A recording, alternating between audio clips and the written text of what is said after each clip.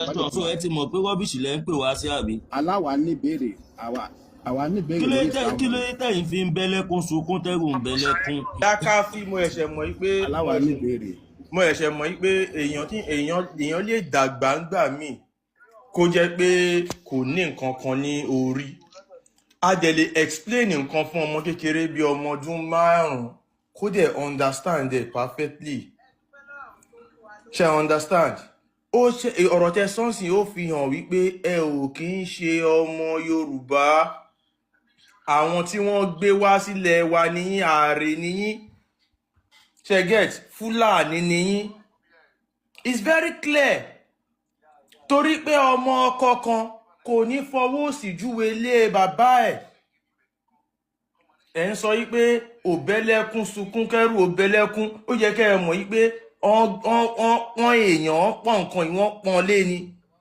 Àmọ́ nítorí pé ọ̀pọ̀lọpọ̀ yín wọ́n ti kó yín lẹ́rú, ẹ ti ríra yín bí ọmọ Lárúbáwá. Ìran Lárúbáwá lẹ gbọ́dọ̀ máa gbè sẹ́yìn ẹ̀. Tán bá fún yín ní àdó olóró báyìí pé kẹ́ ẹ jù sílẹ̀ Lárúbáwá tàbí kẹ́ ẹ jù sílẹ̀ Yorùbá, ẹ ní ìrọ̀lẹ́ méjì kẹ́ tó jù sílẹ̀ Yorùbá. Torí pé ilé tó bá ń tòrò, ọmọ àlè bẹ̀ ni ò tí ì dàgbà. Ẹ̀yin ọmọ àlè ti wá dàgbà báyìí, ẹ wá ti ń fọwọ́ lalẹ̀ fonílé. Àmọ́ nǹkan tó gbẹ̀yìn yín ní 1840 náà ló máa padà gbẹ̀yìn yín. Ẹ gbà ẹ lọ kọ́lẹ̀, kò sí bẹ́ẹ̀ ṣe fẹ́ ṣe. Nǹkan tó gbẹ̀yìn ní 1840 ló máa padà gbẹ̀yìn yín, torí pé ẹrú lásán ni yín. Ẹrú dẹ̀ ní ipò ẹrú náà ló máa wà títí láéláé. Nǹkan tá a máa ṣe fún yín, ojú máa là. Ìgbà kékeré ló kù, vision 2030 ni.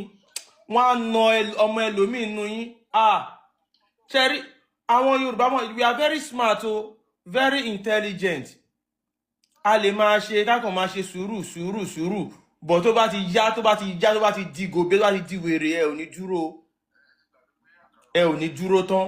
Ẹ̀yin ọmọ ẹrú lásán, ẹ̀yin ọmọ àlè.